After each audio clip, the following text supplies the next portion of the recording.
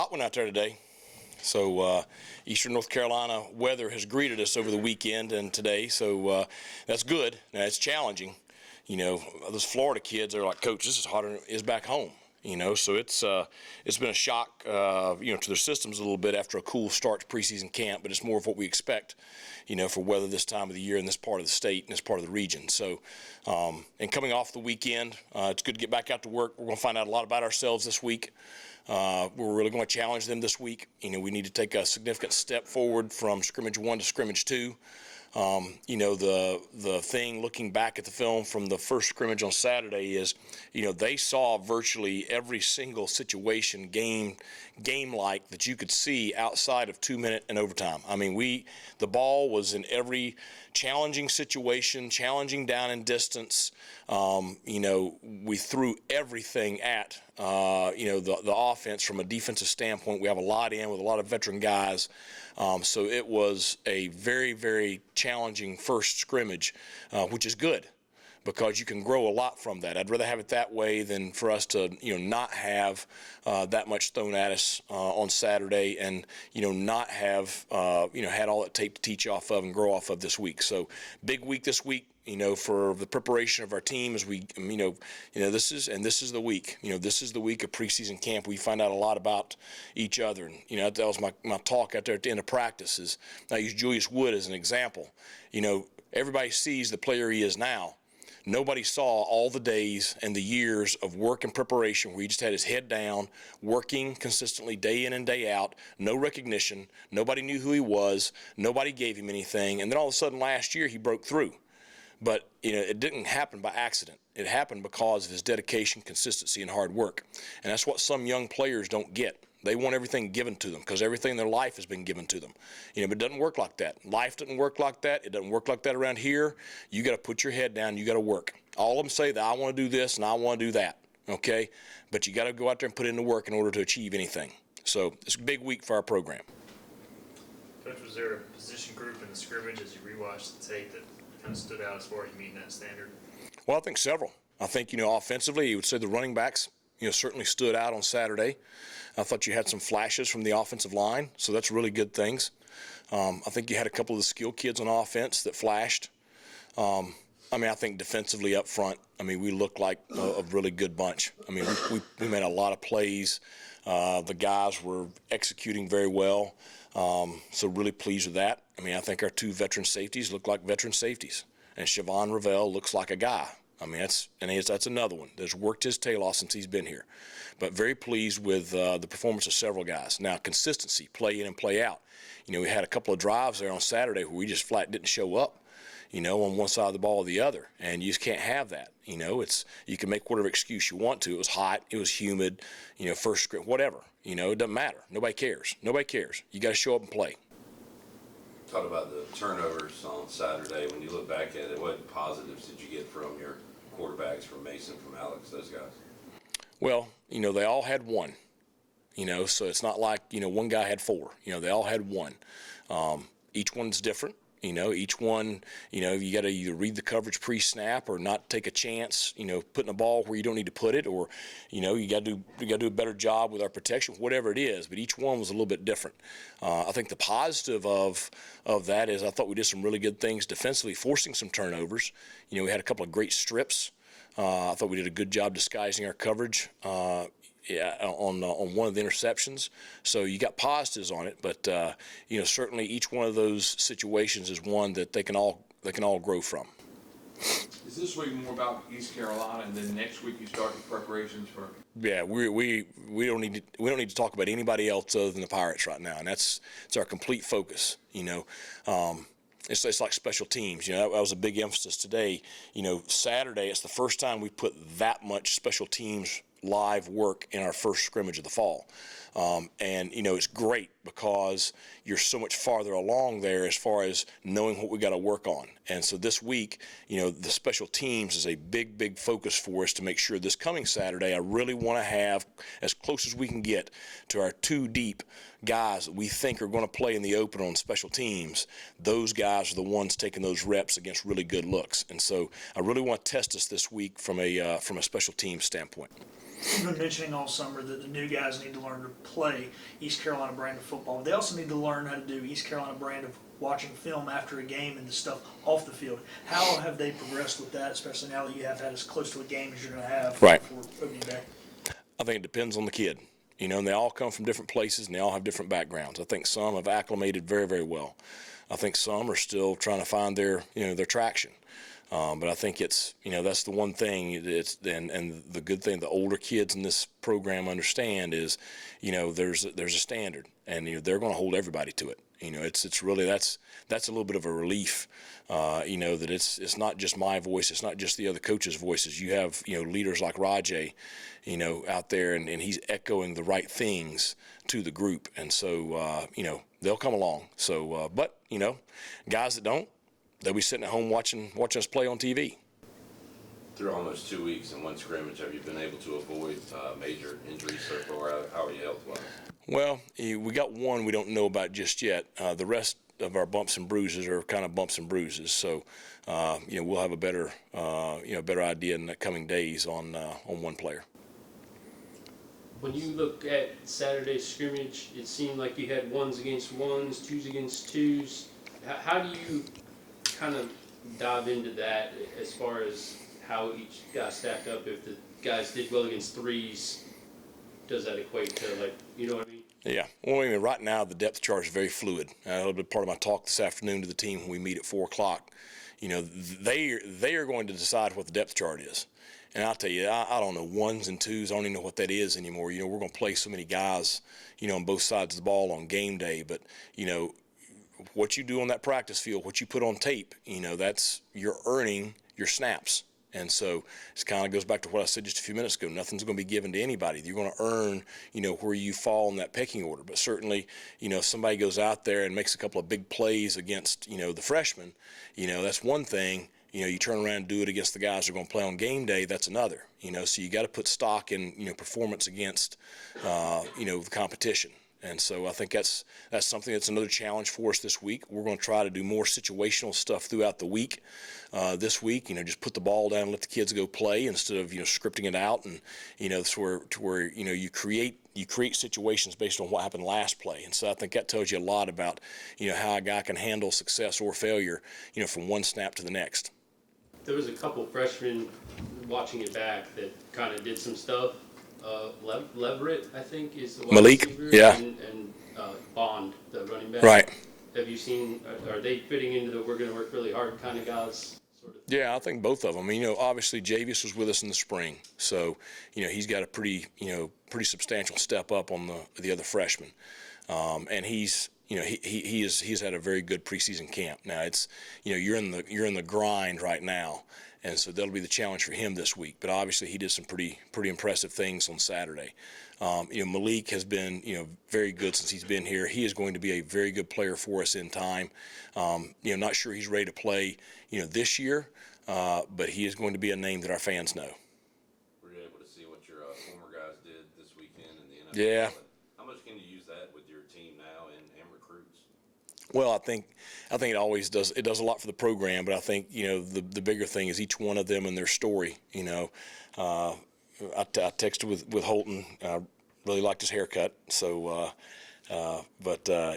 first NFL touchdown, and you saw Keaton's run the other night and his kickoff return, and then Ryan had the big catch, and Isaiah's having a very solid preseason camp with the Niners, and so got to see J-Mac the other night, which J-Mac played a lot, and I think he's set to be a pretty big part of their team this year. So it's exciting. It's exciting for us to watch because you grew so close to those kids, and you're cheering for them and pulling for them and hoping that they can do the best that they can and living out their dreams. So it's exciting, and all of our guys are excited for them.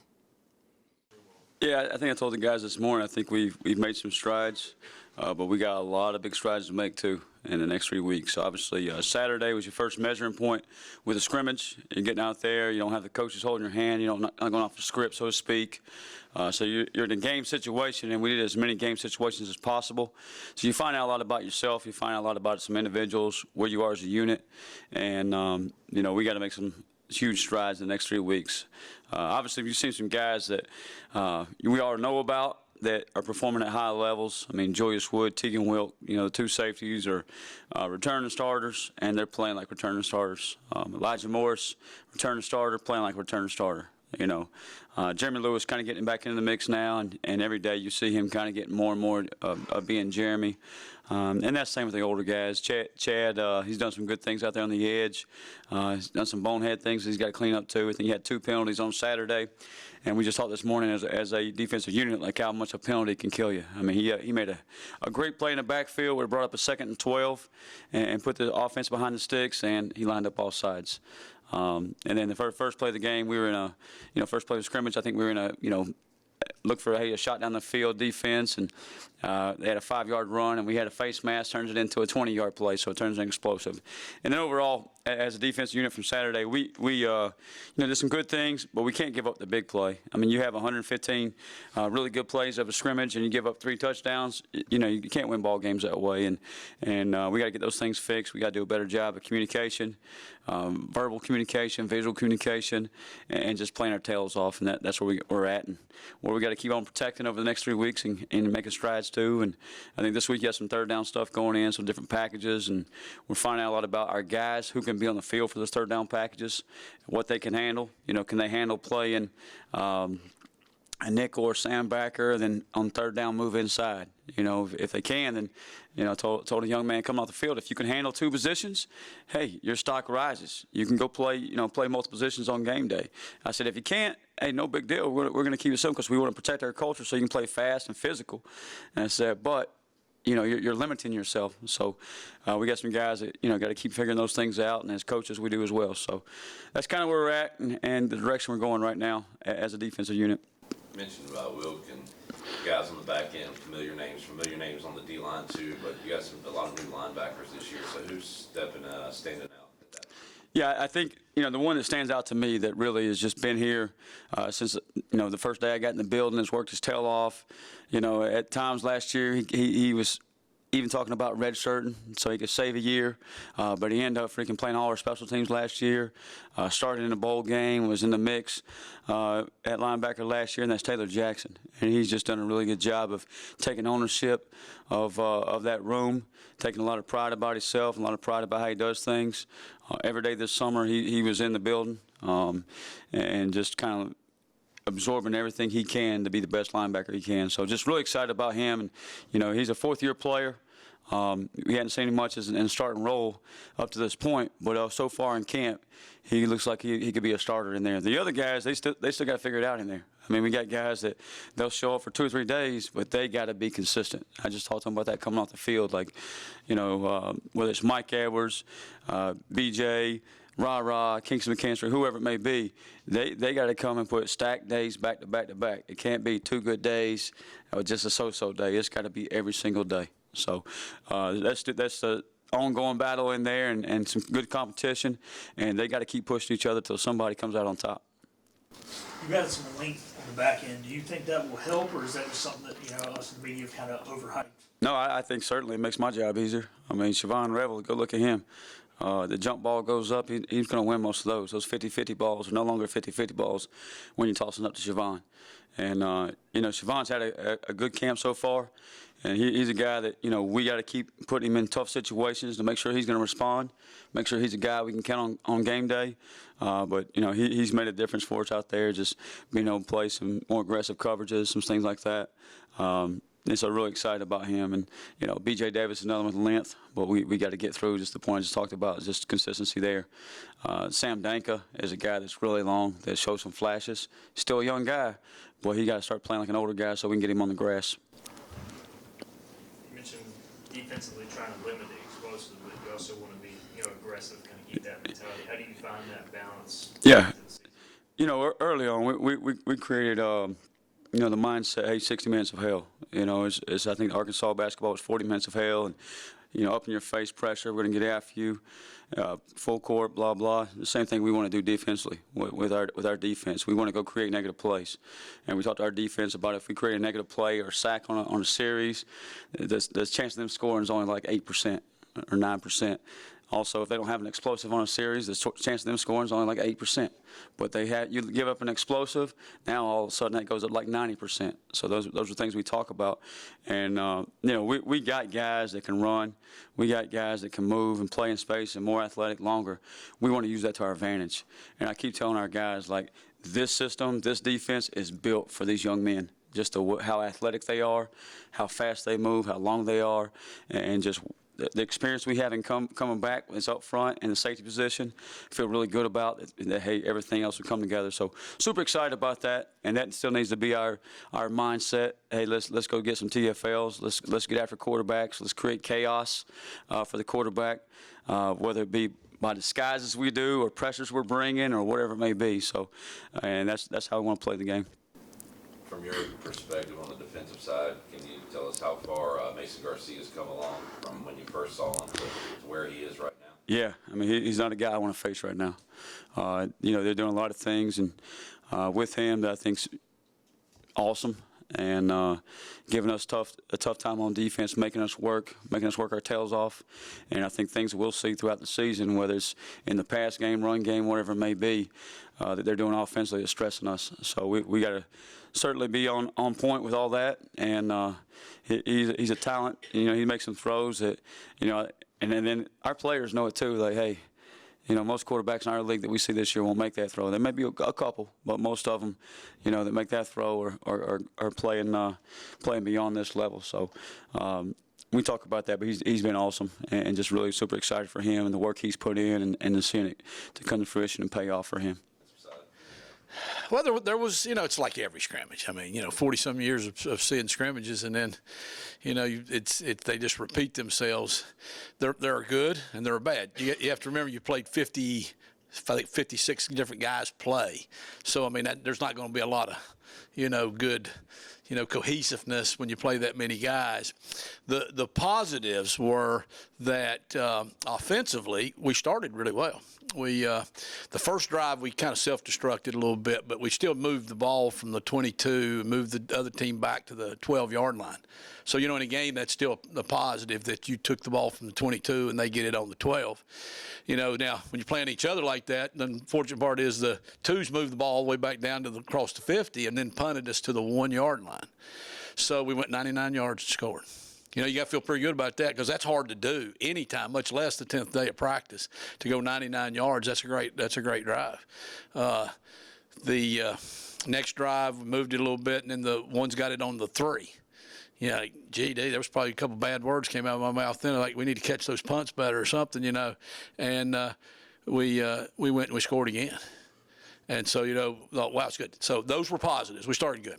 I thought the running backs did a really nice job. It was good to see Rajee Harris back out there. He popped first run for 10 yards, and he popped another one for about 30 yards. So, it's like, all right, that was a good feeling. We got Rajee back, what I'm saying? I thought Javius Bond, at the end of the scrimmage, was the one guy playing full speed. Nobody could tag him out there, too. So those were real positives. The negatives, or they're always negatives, was from about play 60 to play 90. We must have sold out to gamblers or something out there. I don't know what happened. We were shaving points, and all of a sudden we couldn't get a snap. All right, so you can't be a shotgun offense and not be able to snap the ball and catch it. We literally snapped 2 of them to the running back. Okay, which was not by design. It looked pretty good, one of them did, but we might want to put that in. But we didn't mean to do that, so we weren't ready for that. And so we just kind of self-destructed, and we turned it over a bunch in there because I thought the quarterbacks then pressed because we were in long yardage, and you got to play the game not to get, beat yourself first. So we got some growing up to do there, and that was disappointing, so we addressed that really hard. So that was probably a long answer for what you asked, but there was good, there was bad. The heat jumped on them really bad. But on one hand, that was a positive because we needed to get ourselves in that and find out. We probably a little too comfortable with the way the weather had been. Our kids were probably thinking, yeah, we're in pretty good shape.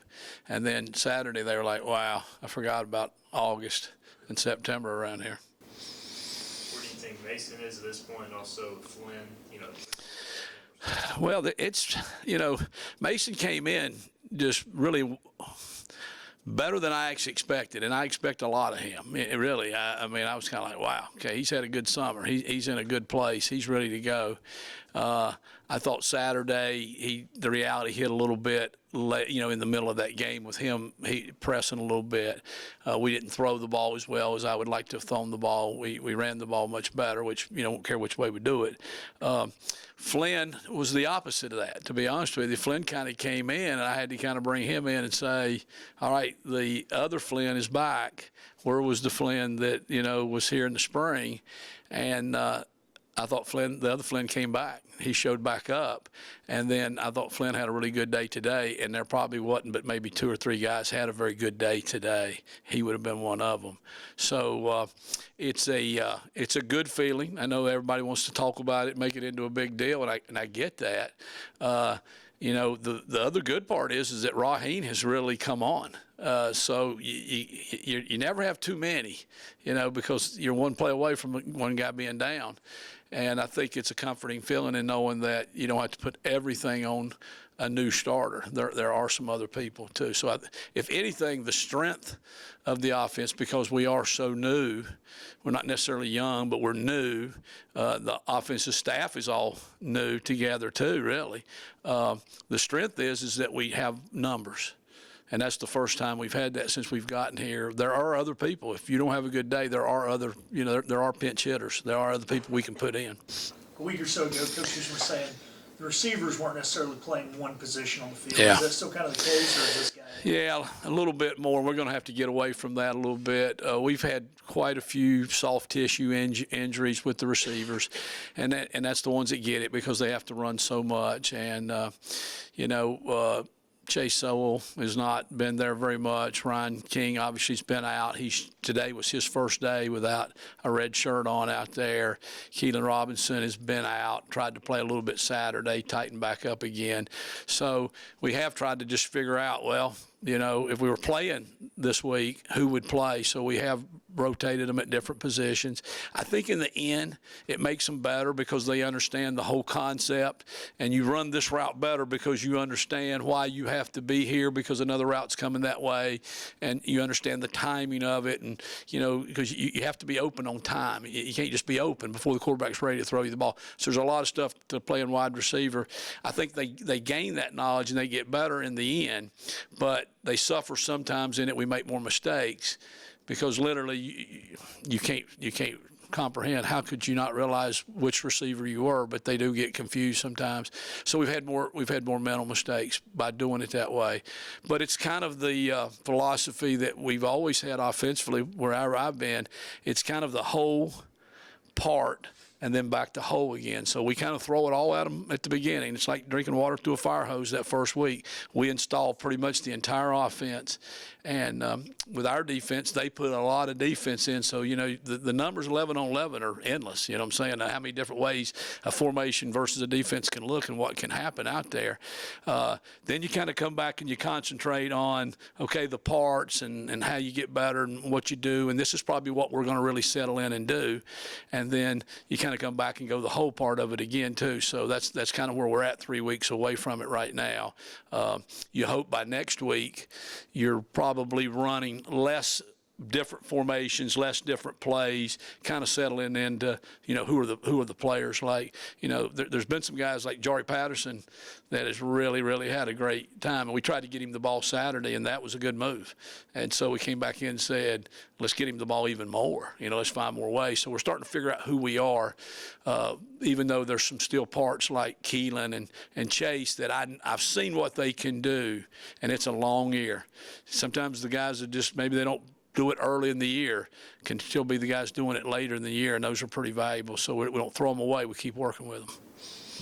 The backs and, Josiah, Kerry, and you mentioned Jari, Spalding seems Yeah. to do camp. You feel like finding those playmakers, and then now it's about, hey, how do we get I think that's exactly what it is that and spring ball is one thing, but spring ball is a whole different sport than the fall. All my many years, and as a player, I remember people doing good in the spring, when it's just a little bit more low key, and then when it comes to fall, everything's a little more intense, and you find out who's really going to be the guy, and that's probably been the big question because you know, we've lost a lot of production. You know, an 88 catch guy, 60 some catch guy, 40 some catch guy.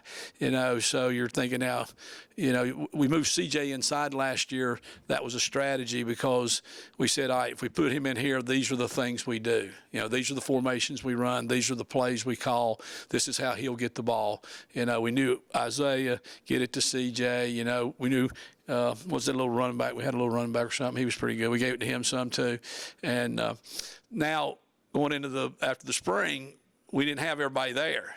So, you know, still you don't want to close the door and say, all right, here's what we're doing. Here's what we're getting to. You know, let's wait and see what these guys can do. And now, 10, 11 practices into it, you know, really last night we sat around and I said, you know, if I'm drafting and I'm saying, all right, who am I going to get the ball to? You know, I could list here. So now you're saying, all right, well, we'll probably won't use this formation. We'll use this formation to run this play out of because I want him to be here and there and all that. So, all right. That was bored, I'm sure. Shane Calhoun on Saturday, Yes. the coach, when he told us, he said there was a lot to clean up. He was disappointed. Like, you always like that when a veteran like that? You know, when it gets to be the fall, I obviously kind of shut down most of my dealings with the outside world because, you know, Mac Brown taught me this when I was a GA. He's like, don't ever read, you know, or listen to what they say because if they say bad things, it'll piss you off. If they say good things, it'll ruin you, make you think you're better than you are. So you better just probably know the difference when you do good, when you do bad. And we do. We do good, we do bad, just like everybody in the world does and everything they do. And so, but I did listen to Shane and I listened to Teagan, and I was a proud parent. You know, like, you know, we got good young men. This is a good place. This is why I love this place. I was very proud of the way they handle themselves because there's a lot of pressure on that at that age. You know what I'm saying? Y'all are intimidating guys. You know what I'm saying? Y'all are famous. Y'all are celebrity type guys, and that's intimidating. But really, sometimes because you say something and you go, oh, I wish I wouldn't have said that, or I didn't mean it that way. But they handle themselves well, and you can tell Shane's been here. He's watched a lot of interviews. I guess he's done a lot now because he did. He had the coach speak down pretty good. But he was right. And I think I was in the press box, so by the time I got down, Coach Houston had already talked to the team. And he's usually pretty much on it because he's back watching and he has no bias, you know, really toward it. So he knows what happened. And I think he might have told them that. But it got sloppy in the middle. Like I say, when we watched the tape, we literally went back and watched it twice, okay, watched it with the players, came back as a staff, watched it again last night and analyzed it and tried to get it down to, you know, what was the problem. Like one of the problems was third down. And then it's because it was 3rd and 15, it was 3rd and 12, it was 3rd and 14. Well, nobody's going to make a lot of those. Okay, so now that's not the real problem. The real problem was how do we get in that situation? Illegal procedure. We had receivers watching the quarterback trying to draw the defense off sides, and he's drawing the receivers off sides, you know, okay, a little bad snaps, stuff like that, penalties. So we were figuring out those problems.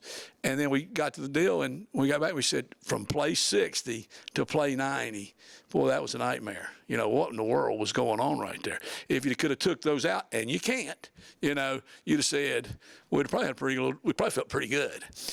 And I don't know if that's good or not, though. I don't know if you want to feel good after the first scrimmage. You know what I'm saying? If one team side does too good, the other team must be bad because I don't believe that means you're that good. But, yeah, proud of Shane and all the guys. I'm sure there were some other guys. I just didn't see them. Offensive line, you know, you mentioned the moving parts, so y'all moved some guys around there. Timing, combination. That has been a really a lot of work because, again, new guys coming in. I think today we probably lined up pretty close to what I think we'll line up in. We did get the one Owen Murphy got banged up, but we got good news on that. He'll be back probably sometime during the early part of the season. He'll miss the beginning of it, and that factors into a little bit of it. But, you know, you can't really expect probably to have 10. You'd like to. That's a dream. We're going to have first team, second team, all-line. You know, I don't know. I don't know if Alabama plays 10 of them or not. You know what I'm saying? They might, you know what I'm saying. But we're hoping to get like 8. You'd like to get two and a spare, we say. You know, sometimes you get 3 tackles. So you have to play the back up to the right, you have to play the back up to the left. It's hard to have 4 good enough. But at this time of year, you want to do that. You want to give everybody a deal. But Coach Moe's done a great job, but he's moved them around every which way. In the end, that's going to make them better because the right tackle is going to understand what the guard's doing and how they're going to work together better. You know, you go to the other side, you're going to understand what's going on the back side of that play. But when you're doing it that much and moving people around, you suffer, you know, too. So, again, the good news was when we left here last night, we said, you know, hey, we've got 3 weeks. You know, we got 3 weeks. Now it'll go, whew, you know, like that, and all of a sudden we'll look up too. But we got time to get that fixed. But, you know, you get in the game, sometimes you just got to move people around.